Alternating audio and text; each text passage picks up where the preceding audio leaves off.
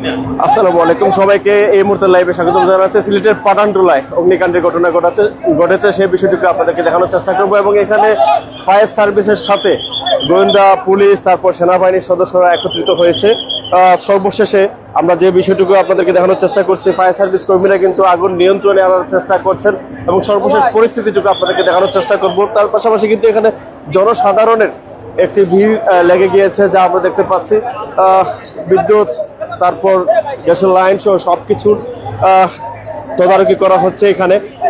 বিশেষ করে আপনাদেরকে জানিয়ে রাখতে চাচ্ছি, গতকালকে কুমারগাঁওয়ে একটি বাস এবং সিলেটের শহীদ শামসুদ্দিন হাসপাতালে একটি মাইক্রোবাসে অগ্নিকাণ্ডের পর আগুনের কথা শুনলেই কিন্তু একটি আতঙ্ক লেগে যায়।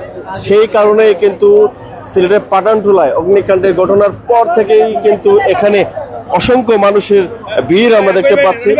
অনেকেই জমায়েত হয়েছেন এখানে। আমরা সর্বশেষ আপডেটটুকু, সর্বশেষ চিত্রটুকু আপনাদেরকে দেখানোর চেষ্টা করব। দেশ সার্ভিস কর্মীরা কিন্তু অগ্নি নিবারণের প্রচেষ্টা চালিয়ে যাচ্ছেন এবং এই এলাকাতে কিন্তু বিদ্যুৎ কেন্দ্র বন্ধ করে, বিদ্যুতের লাইন বন্ধ করে দেওয়া হয়েছে ইতিমধ্যে। এত রাতের, গভীর রাতের এই মুহূর্তে যে চিত্রটি আমরা দেখানোর চেষ্টা করছি, ফায়ার সার্ভিস কর্মীরা অগ্নি নিবারণের জন্য প্রচেষ্টা চালিয়ে যাচ্ছেন। সিলেটের পাঠানটুলা এলাকাতে এই অগ্নিকাণ্ডের ঘটনা ঘটে, ফায়ার সার্ভিস কর্মীরা অক্লান্ত পরিশ্রম করে যাচ্ছে আমরা দেখতে পাচ্ছি। তার সাথে সাথে কিন্তু এই ঘটনা শোনার সাথে সাথে কিন্তু সেনাবাহিনী, পুলিশ, ডিবি, গোয়েন্দা যত প্রশাসন আছে সবাই কিন্তু ছুটে এসেছেন এখানে। সর্বশেষ যে পরিস্থিতি আছে সেটাই আপনারা দেখতে পাচ্ছেন।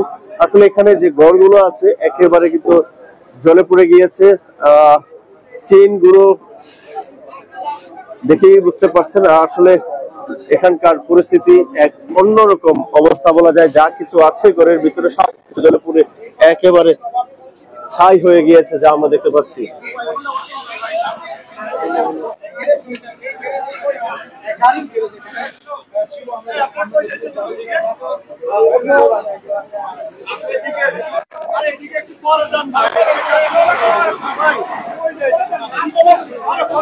বলা যায় সবাই কিন্তু ছুটে এসেছেন।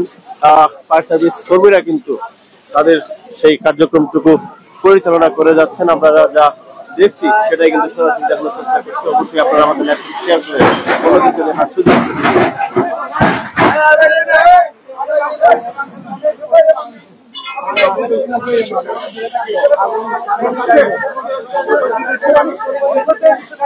আপনারা লাঠি গুলি আর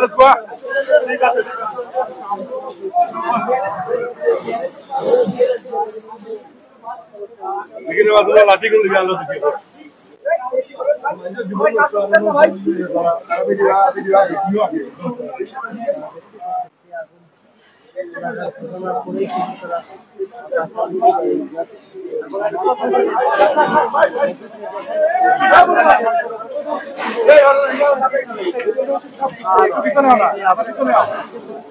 অনেকেই আমাদের সাথে যুক্ত আছেন। কিন্তু এখনো কিন্তু ধোঁয়া বের হচ্ছে, আপনারা যেটা দেখতে পাচ্ছেন। বলা যায় অগ্নিকাণ্ডের যে অগ্নিদাহের যে তাপদাহ এবং ধোঁয়া সেটাকে পরিপূর্ণভাবে শেষ করার জন্য, বিলীন করার জন্য কিন্তু ফায়ার সার্ভিস কর্মীরা কিন্তু এখানে এখনো কিন্তু পানি দিয়ে যাচ্ছেন এবং বলা যায় পাঠানটুলা এলাকায় এই অগ্নিকাণ্ডকে কেন্দ্র করে কিন্তু পুরো সিলেট নগরী জুড়ে একটি আতঙ্কের সৃষ্টি হয় বলা যায়। সেই কারণে কিন্তু যে প্রশাসন, প্রত্যেকটা প্রশাসনের বিভাগ, সেনাবাহিনী, পুলিশ, ডিবি সহ সকলেই কিন্তু এখানে হাজির হয়ে গেছেন। 1:40-এর দিকে এই পাঠানটুলা এই গাড়ি গ্যারেজে আগুনটা অগ্নিকাণ্ড সংঘটিত হয়। আমরা সাথে সাথে তালতলা ফায়ার সার্ভিস থেকে আমরা ইউনিট প্রথমে পাঠাই দেই। পরবর্তী সময় যখন জানতে পারলাম যে আগুনটা একটু বড় ধরনের, তখন আমরা বিশেষ পানিবাহী গাড়ি এবং ফুম টেন্ডার এবং সাথে সাথে আমি ওই দক্ষিণ সুরমা থেকেও আমি আরেকটা টার্ন আউট পাঠাই এবং আমি নিজেও চলে আসি সাথে সাথে। এবং আমাদের 6টা ইউনিট এই জায়গায় কাজ করে। আমি সাথে আমার আমিও আসছি, আমাদের যে ইউনিট আছে সেটা নিয়ে আমি আবার ইয়ার থেকে দক্ষিণ সুরমা থেকে আসছি। তো আমরা যখন এসে আমরা অনেক ভয়াবহ অবস্থায় দেখতে পাই আগুনটাকে, আমরা ইনশাল্লাহ খুব দ্রুত গতিতে আমরা পাশের ভবন এবং বাসাবাড়ি সেইগুলোকে আমরা সেভ করি এর মধ্যে আমরা নিয়ন্ত্রণ করে নিয়ে আসতে পেরেছি। এখন আপাতত আমাদের আগুনটা এখন নিয়ন্ত্রণে আছে, সম্পূর্ণ নিয়ন্ত্রণে আগুনটা আছে, তবে অনেকক্ষণ সময় লাগবে। এটার ভিতরে প্রত্যেকটা গাড়ির মধ্যে দেখেন যে সিলিন্ডার আছে, সেগুলো বিস্ফোরণ হওয়ার সম্ভাবনা ছিল, কিন্তু আল্লাহ না করে কোনো দুর্ঘটনা ঘটে নাই আমাদের এই জায়গার মধ্যে। সেটা আসলে এখনো আমরা অগ্নি নির্বাপনে এখনো শেষ হয় না, কাজ চলতেছে। তো কি কারণে আগুনটা সংঘটিত হয়েছে এই মুহূর্তে এটা বলা যাচ্ছে, কি পরিমাণ ক্ষয়ক্ষতি হতে পারে সেটা বলা যাচ্ছে না। তো আমরা তদন্ত সাপেক্ষে এবং কারণটা এবং ক্ষয়ক্ষতিটা আমরা তদন্ত সাপেক্ষে সেটা। কোনো ক্ষয়ক্ষতি ঘটেছিল কিনা এখানে? কোনো ক্ষয়ক্ষতি হয়েছিল কিনা? না, ক্ষয়ক্ষতি তো হচ্ছে, গাড়ি পুড়ে গেছে, অনেকগুলা গাড়ি পুড়ে গেছে। গাড়ির গ্যারেজ ছিল, গাড়ির গ্যারেজ ছিল। এখনো কাজ চলতেছে, তবে না আহত নিহত সংবাদ এখন পর্যন্ত আমরা পাইনি। সম্ভবত কোনো আহত নিহত এখনো হয়নি। আমাদের 6টা ইউনিট পুরোপুরি নিয়ন্ত্রণে আনতে লাগতে পারে। আমরা পুরোপুরি নিয়ন্ত্রণে এখন আছে, কিন্তু সম্পূর্ণ নির্বাপনটা এখন একটু সময় লাগবে। না, আমরা আমাদের পানির গাড়ি ছিল, পর্যাপ্ত গাড়ি ছিল, পানির সোর্স আমরা পেয়েছি, সেজন্য আমাদের ইনশাআল্লাহ কোনো সমস্যা হয় না আর কি। ঠিক আছে, ধন্যবাদ স্যার। এবং এখানে ফায়ার সার্ভিসের যেই ঊর্ধ্বতম কর্মকর্তা ছিলেন, উপপরিচালক, তিনি আমাদেরকে জানাচ্ছিলেন যে তাদের মোট 6টি ইউনিট হচ্ছে এখানে ফায়ার সার্ভিসের কাজ করছিলেন এখানে, এবং তারা কিন্তু ইতিমধ্যে আগুন নেভাতে সক্ষম হয় এবং তারা পরবর্তীতে আমাদেরকে জানিয়ে দিবেন যে এখানে কোনো হতাহত সংখ্যা আছে কিনা। এখনো অগ্নি নির্বাপক যেই কাজ চলমান এখনো, তারা কিন্তু এটি খুঁজে বের করবেন আসলে এখানে কোনো হতাহতের সংখ্যা রয়েছে কিনা।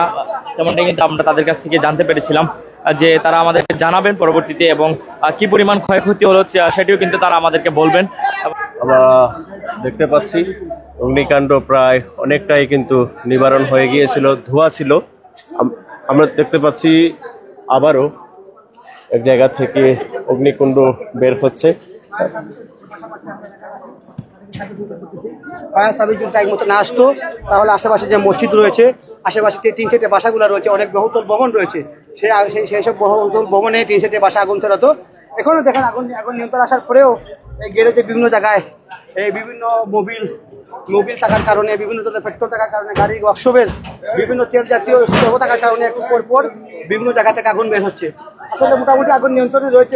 এই মুহূর্তে আমরা দেখতে পাচ্ছি যে গ্যারেজে একটা চুলার মধ্যে আগুন আসছে। আমরা এলাকার সবাই মিলে চেষ্টা করতেছি যে তাদেরকে সহযোগিতা করতে। আসলে ফায়ার সার্ভিস টাইম মতো যদি না আসতো, আমি আবারও বলতেছি, ফায়ার সার্ভিস তার মধ্যে না আসতো, তাহলে আশেপাশে বহুতল ভবন, 3 সেট, আমাদের যে মসজিদ আছে ঐতিহ্যবাহী ওই মসজিদ, সেই মসজিদ আগুন লাগতো। আচ্ছা ভাই, আপনারা আসলে কখন জানতে পারলেন যে এখানে আগুন লাগছে, বা আপনারা কখন আসলেন এখানে? আমি খুব খবর পেয়েছি যে আমাকে মোবাইলে ফোন গিয়েছে যে ওই মসজিদের সামনে আগুন লেগেছে। তাই দেখে আমরা সবাই এলাকার সবাই ছুটে এসেছি।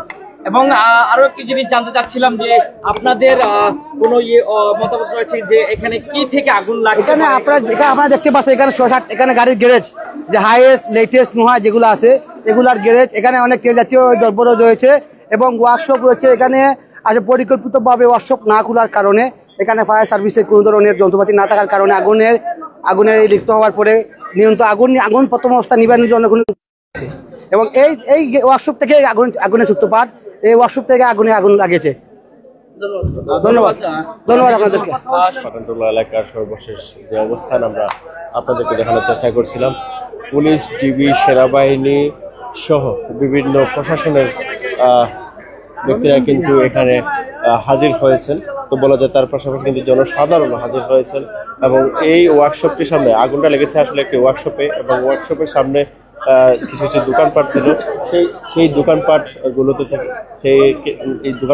থেকে যে মালামালগুলো ছিল সেগুলো কিন্তু বাহিরে নিয়ে আসা হয়েছে, এবং ফায়ার সার্ভিস কর্মীরা কিন্তু চেষ্টা করছেন সর্বশেষ পর্যায় পর্যন্ত যেখান থেকে ধোঁয়া বের হচ্ছে, কোন ধোঁয়ার কুণ্ডলি বের হচ্ছে, সেগুলো নিবারণের জন্য। এই ছিল মোটামুটি এখন পর্যন্ত ফায়ার সার্ভিসের হাতে কিন্তু নিয়ন্ত্রণে চলে এসেছে পাঠানটুলার যেখানে আগুন লেগেছিল।